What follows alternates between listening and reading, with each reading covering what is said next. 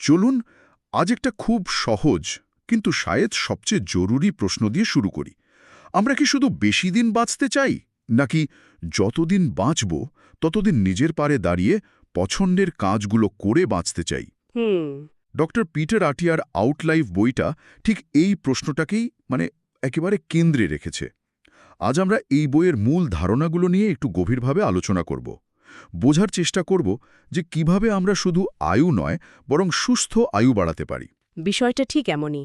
আর বইটার মূল ভিত্তি হল একটা বেশ অস্বস্তিকর সত্যি। কীরকম? আর তা হল আমাদের আধুনিক চিকিৎসা ব্যবস্থা, যাকে আমরা মেডিসিন 2.0 বলতে পারি, সেটা কিন্তু দীর্ঘস্থায়ী বা ক্রনিক রোগ প্রতিরোধে ততটা সফল না। যদিও আকস্মিক সংকট মোকাবেলায় অসাধারণ। একদম। যেমন ধরুন, একটা মারাত্মক রোড অ্যাক্সিডেন্টের পর জীবন বাঁচানো বা হার্ট অ্যাটাকের পর স্টেন্ট বসানো, এসব ক্ষেত্রে আধুনিক চিকিৎসা প্রায় বিস্ময়কর।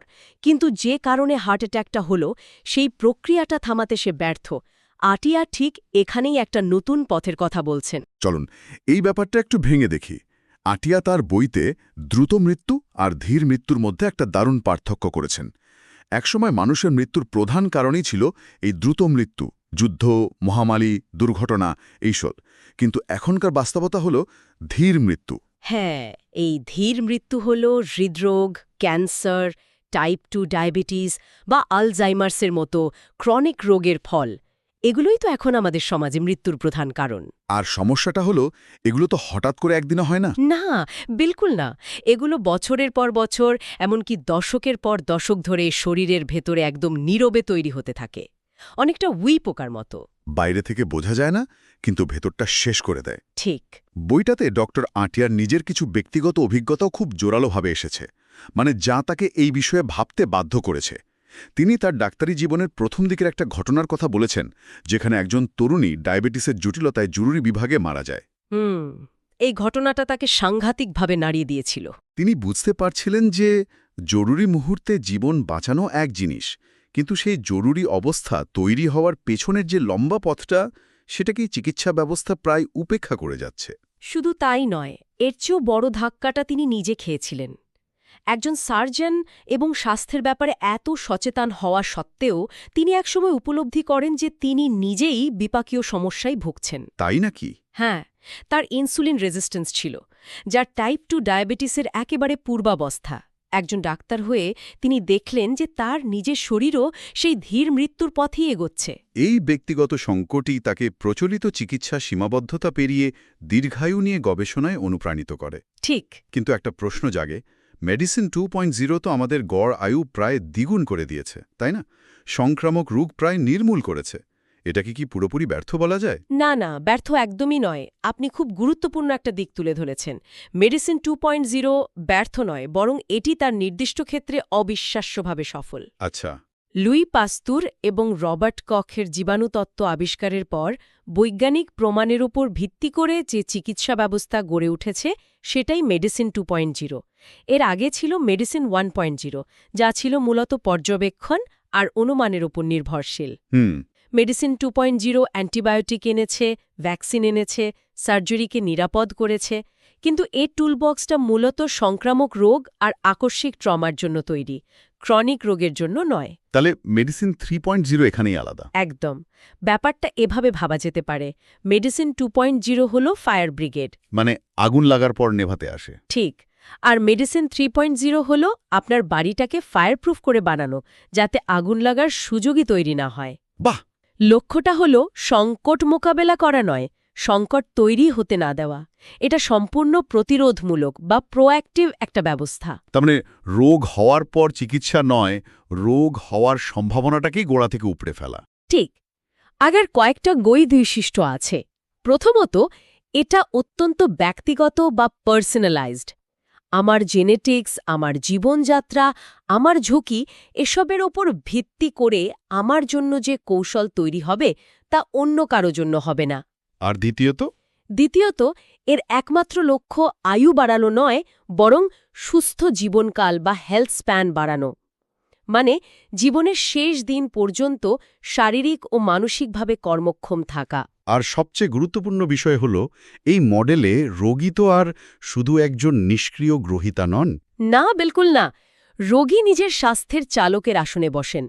তাকে নিজের শরীর এবং ঝুঁকি সম্পর্কে জানতে হয় এবং সক্রিয়ভাবে সিদ্ধান্ত নিতে হয়। এটাই তো সবচেয়ে বড় মানসিকতার পরিবর্তন। অবশ্যই মেডিসিন 2.0-তে আমরা ডাক্তারের কাছে যাই এবং তার নির্দেশ মেনে চলি, কিন্তু মেডিসিন 3.0-তে রোগী এবং ডাক্তার হলেন পার্টনার। হুম।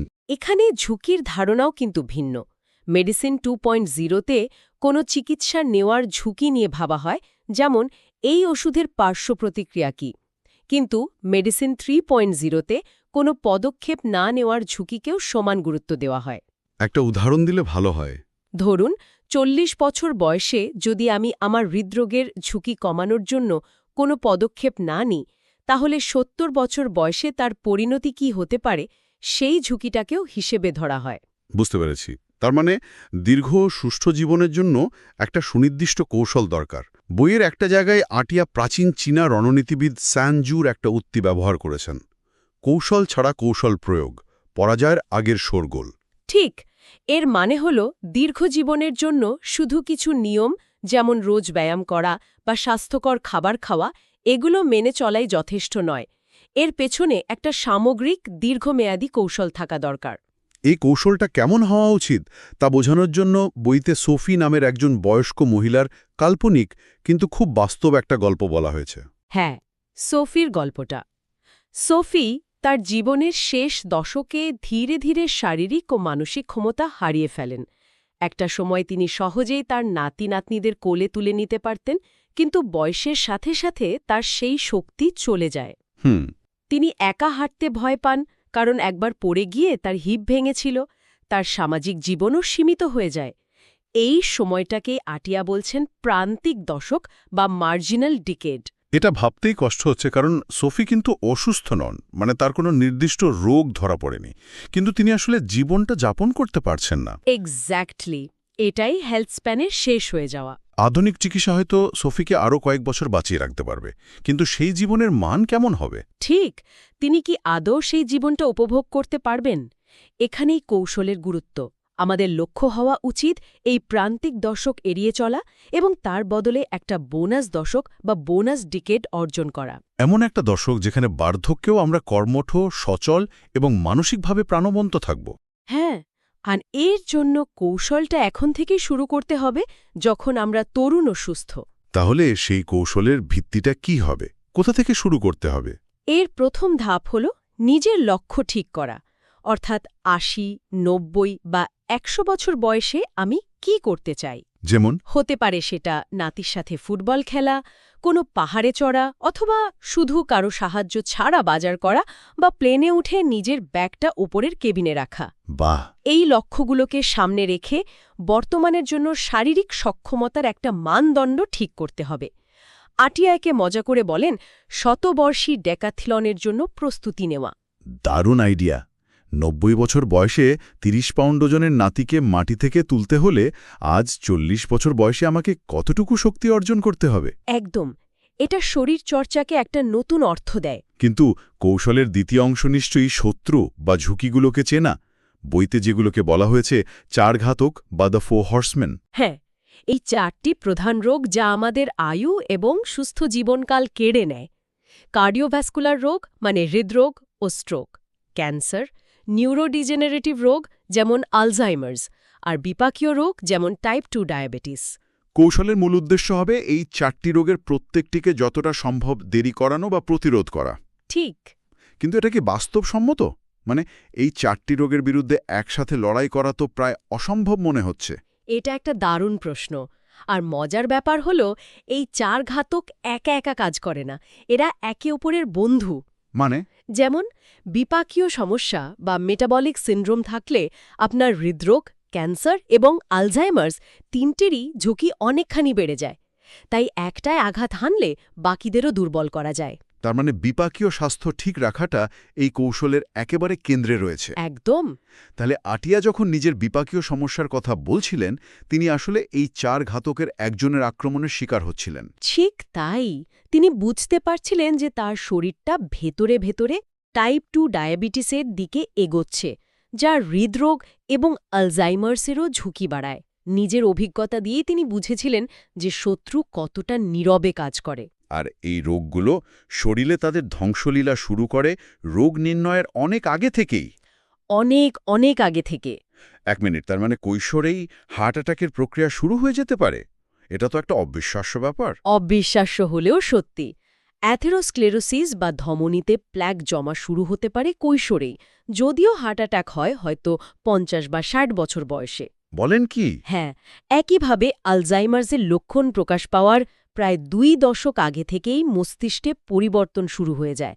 তাই কৌশলটা হতে হবে অনেক আগে থেকে, যখন আমরা নিজেদের পুরোপুরি সুস্থ মনে করি, তখন থেকে। শত্রু শক্তিশালী এবং সে অনেক আগে থেকে আক্রমণ শুরু করে। তাই আমাদের প্রস্তুতিও অনেক আগে থেকে নিতে হবে। ঠিক তাই। এই কৌশল আর পরিকল্পনার কথা তো শুনলাম, কিন্তু বাস্তবে তো আমরা এমন অনেক মানুষের কথা শুনি যারা এসবের কিছুই মানেন না, অথচ 100 বছর পার করে দেন। ধূমপান করেন, মদ্যপান করেন, তাদের রহস্যটা কি? এটা একটা চমৎকার প্রশ্ন এবং বইয়ের অন্যতম আকর্ষণীয় একটি অংশ। যখন শতবর্ষীদের তাদের দীর্ঘ জীবনের রহস্য জিজ্ঞেস করা হয়, তারা অনেক সময় ধূমপান করা বা প্রতিদিন হুইস্কি খাওয়ার মতো অদ্ভুত অভ্যাসের কথা বলেন। ঠিক ঠিক, যেমন ফরাসি নারী জন কালমেন, যিনি 122 বছর বেঁচেছিলেন। হ্যাঁ, তিনি প্রচুর পরিমাণে অলিভ অয়েল, ওয়াইন এবং চকলেট খেতেন। আবার রিচার্ড ওভারটন, যিনি 110 বছরের বেশি বেঁচেছিলেন, তিনি নিয়মিত চুরুট খেতেন। তাহলে আসল রহস্যটা কি? তাহলে কি তাদের জীবনযাত্রার কোনো ভূমিকাই নেই? গবেষণা বলছে তাদের জীবনযাত্রার অভ্যেসগুলো সবসময় স্বাস্থ্যকর নয়। আসল কারণটা আরও গভীর এবং মূলত জেনেটিক্সের সাথে সম্পর্কিত। আচ্ছা, জিন। হ্যাঁ, বিজ্ঞানীরা কিছু বিশেষ জিন খুঁজে পেয়েছেন যেগুলোকে মজা করে দীর্ঘায়ুর জিন বলা যায়, যেমন APOE বা FOXO3। এই জিনগুলো যাদের শরীরে ভালোভাবে কাজ করে, তাদের শরীর বার্ধক্যের নানা রকম চাপ, প্রদাহ বা ইনফ্লেমেশন অনেক ভালোভাবে সামলাতে পারে। তার মানে তাদের জিনের মধ্যেই বিশেষ কিছু সুরক্ষা কবচ রয়েছে। অনেকটা তাই। যদি কারো ভাই বা বোন শতবর্ষী হন, তবে তার শতবর্ষী হওয়ার সম্ভাবনা সাধারণ মানুষের চেয়ে অনেক গুণ বেড়ে যায়। হুম। তবে জিনই সবকিছু নয়। আরেকটি গুরুত্বপূর্ণ বিষয় হল, সাধারণ মানুষের তুলনায় শতবর্ষীদের শরীরে ক্রনিক রোগগুলো অনেক দেরিতে দেখা দেয়। মানে তাদেরও রোগ হয়, কিন্তু অনেক দেরিতে। হ্যাঁ, তাদের মধ্যে হৃদরোগ, ক্যান্সার বা ডায়াবেটিস হয়, কিন্তু সেটা হয় জীবনের একেবারে শেষ দিকে, হয়তো 95 বা 100 বছর বয়সে। এর ফলে তাদের অসুস্থতার সময়কাল, যাকে বলা হয় মর্বিডিটি ফেজ, সেটা অনেক সংক্ষিপ্ত হয়।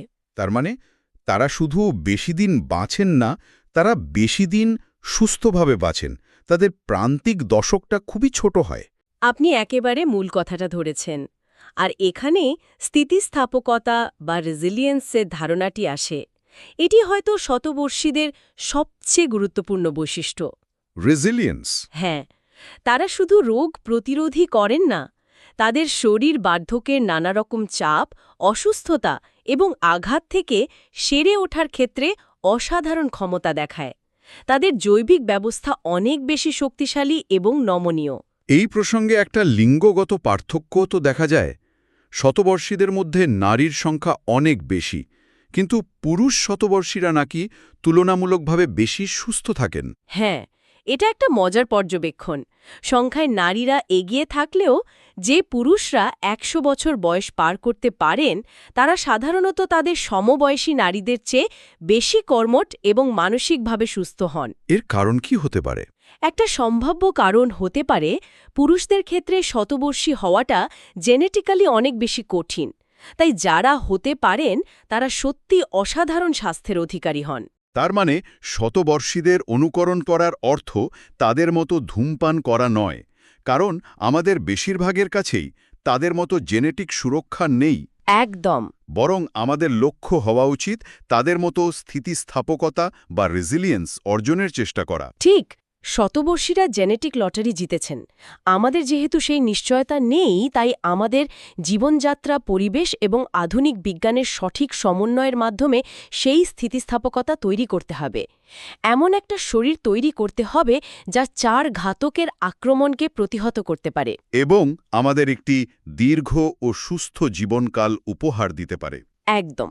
তাহলে আজকের আলোচনার মূল কথা হল দীর্ঘ জীবনের চাবিকাঠি কেবল বেঁচে থাকার বছর সংখ্যা বাড়ানো নয়, বরং সেই বছরগুলোকে কতটা সুস্থ, সবল এবং অর্থপূর্ণভাবে কাটানো যায় তার উপর জোর দেওয়া। ডক্টর পিটার আটিয়ার আউটলাইফ আমাদের সেই পথই দেখায়, রোগের চিকিৎসার জন্য অপেক্ষা না করে স্বাস্থ্যকে রক্ষা করার জন্য একটা দূরদর্শী ও ব্যক্তিগত কৌশল তৈরি করা। অর্থাৎ আধুনিক মেডিসিনের প্রতিক্রিয়াশীল মডেল বা মেডিসিন 2.0 থেকে বেরিয়ে এসে মেডিসিন 3.0 এর প্রতিরোধমূলক ও ব্যক্তিগতীকরণ মডেলে প্রবেশ করা, যেখানে প্রত্যেকেই নিজের স্বাস্থ্যের যাত্রাপথের চালক, শুধু একজন যাত্রী নয়। ঠিক, এটা একটা বিশাল মানসিকতার পরিবর্তন যা আমাদের স্বাস্থ্য এবং বার্ধক্য নিয়ে পুরো ধারণাই বদলে দিতে পারে। আজকের আলোচনা শেষে একটা প্রশ্ন রেখে যেতে চাই। যদি আজ থেকেই নিজের প্রান্তিক দশক এড়ানোর জন্য এবং একটা বোনাস দশক অর্জনের জন্য একটি কৌশল তৈরি করতে হয়, তাহলে সেই কৌশলের প্রথম পদক্ষেপটি কী হবে? বিষয়টি নিয়ে ভাবার অবকাশ রইল।